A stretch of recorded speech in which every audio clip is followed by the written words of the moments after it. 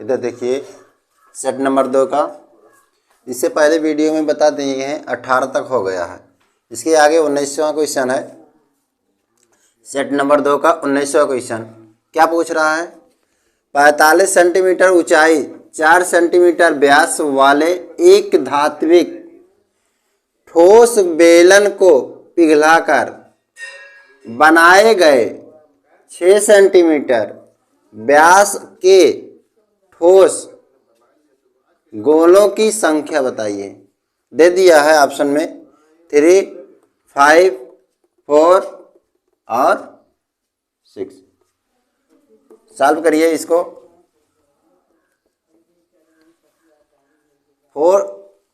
45 centimetre ऊंचाई है, तो ऊंचाई को दिया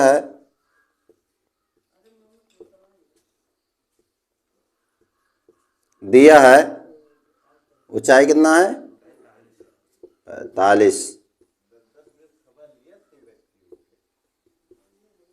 45 सेंटीमीटर। 45 सेंटीमीटर दिया है। इसके बाद 4 सेंटीमीटर व्यास कितना है? 4 सेंटीमीटर व्यास है, 4 सेंटीमीटर। इसकी त्रिज्या हो जाएगी, व्यास का आधा होता त्रिज्या, आर बराबर 4/2, 2 दूना 4, 2 सेंटीमीटर आया। अब हम मुझे इसके वैल्यू दिया है, ऊंचाई 45 सेंटीमीटर है और व्यास दिया 4 सेंटीमीटर, त्रिज्या निकाल लिया 2 सेंटीमीटर आ गया। ठीक है। इसके बाद कह रहा है व्यास वाले एक धात्विक बेलन। सबसे पहले क्या पूछा है? बेलन है, और इसके बाद बेलन को पिघलाकर बनाए गए 6 सेंटीमीटर व्यास वाले ठोस गोला। बेलन है। बेलन किस तरह से? इसको इंग्लिश में क्या बोलते हैं? सिलेंडर बोलते हैं बेलन को। ऐसे बेलन है, ये बेलन है। बेलन को पिघलाकर, अब बेलन का आयतन क्या होता है? बेलन का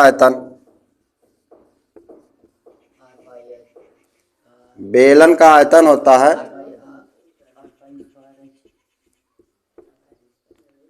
पाई आर स्क्वायर एच। ये फार्मूला होता है बेलन का। अब मुझे पाई के वैल्यू ऐसे उतार देंगे, पाई के वैल्यू नहीं रखेंगे, जब आवश्यकता पड़ेगी तो रखेंगे। पाई गुणे त्रिज्या कितना है? 2 सेंटीमीटर, तो 2 का स्क्वायर। ऊंचाई कितना है? ऊंचाई 45 है, तो यहाँ पर 45 लिख देंगे। इसके आगे कैलकुलेशन करेंगे इसका। पाई हो गया 2 दूना 4 और 45। ठीक। अब 4 को 45 से गुणा करेंगे, कितना आएगा? 4 पंचे 20, करिए 2, 4 चौक 16, 2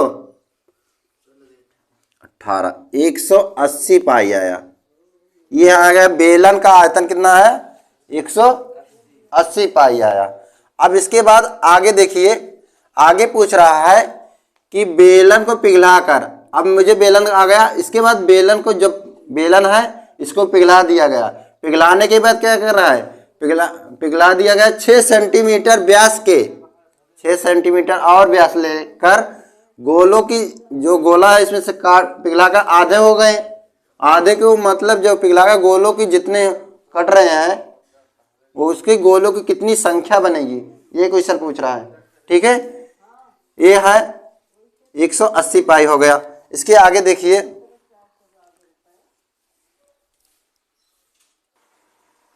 इधर देखिए बेलन का आयतन 180 पाई आ गया। इसके बाद आगे पूछ रहा है कि बेलन का 6 सेंटीमीटर व्यास, तो 6 सेंटीमीटर व्यास बराबर कितना है? व्यास है 6 सेंटीमीटर। इसकी त्रिज्या क्या हो जाएगी? त्रिज्या हो जाएगी 6/2, 2/3 6, त्रिज्या आ गई 3 सेंटीमीटर। ठीक, यहाँ तक समझ आई। अब इसके बाद पूछ रहा है गोला। अब बेलन का आ गया, इसके बाद गोले का। गोले का आयतन क्या होता है? गोले का आयतन, गोले का आयतन होता है 4/3 पाई r क्यूब। ये फार्मूला होता है गोले का। अब मुझे दे दिया है 4/3 और इसके बाद त्रिज्या कितना है? 3 सेंटीमीटर। तो यहाँ पर 3 का पावर 3 हो जाएंगे। यहाँ तक समझ आए। अब देखिए आगे कैलकुलेशन होगा। 4/3 पाई हो गए और पावर 3 है तो हो जाएगा 3 × 3 × 3 हो जाएंगे। 3 से 3 कैंसिल, 3 त्रिका 9 और 9 चौक 36। गोले का आयतन कितना आया? 36 पाई। यहाँ तक समझ आए। अब मुझे बेलन का आयतन आ गया और गोले का आयतन आ गया, तो पूछ रहा है कि गोले का आयतन और बेलन का आयतन दोनों दे दिया है, तो पूछ रहा है गोलों की संख्या कितनी होगी। ठीक है, अब गोलों की संख्या निकालेंगे। ठीक, इसके आगे देखिए हमें दे दिया, इसका निकाल लिए। बेलन का आयतन भी 180 पाई हो गया और गोले का आयतन भी 36 पाई हो गया। अब पूछ रहा है गोलों की संख्या बताइए। तो गोलों की संख्या बताने के लिए अतः बेलन को काटकर गोले बनाए जाते हैं। बेलन को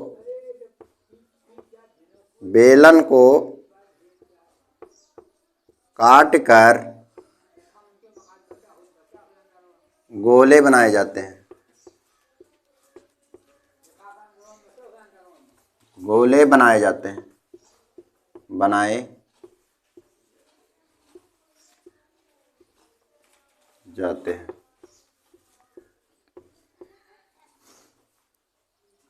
तो इसका फार्मूला होता है n गुणे बेलन का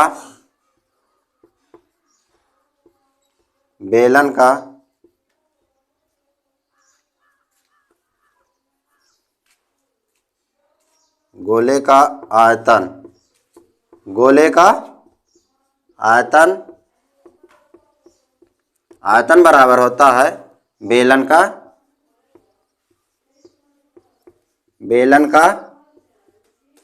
आयतन, बेलन का आयतन हो जाएंगे। अब n क्या है? n है गोलों की संख्या और गोले का आयतन कितना दिया है? गोले का आयतन दिया है 36 पाई। कितना है? 36 पाई। यहाँ तक समझ आए। बराबर करेंगे 180 पाई। यहाँ तक समझ आई। अब पाई से पाई कैंसिल, इक्वल है। ठीक, तो 36 n बराबर होता है 180। तो n बराबर 180/36। इसको भाग हम काट दीजिए, किससे कटेगा? 18 दूना 36 आ गया 10/2, 2 पंचे 10। अतः हमारा कितना आया? 5। तो गोलों की संख्या कितने हो गए? गोले की संख्या हो गए हमारे 5। यही मेरा आंसर हो जाएंगे। सेकंड ऑप्शन करेक्ट है। आप इस तरह से लगाएंगे तब आपका आंसर सटीक होगा। वहाँ पर एग्जाम में आप टिक मत लगाइए डायरेक्ट, नहीं तो आप गलत करके जरूर आएंगे। इसको ध्यान दीजिएगा, जब तक कैलकुलेशन नहीं करेंगे तब तक उस पर टिक मत लगाइएगा। ओके।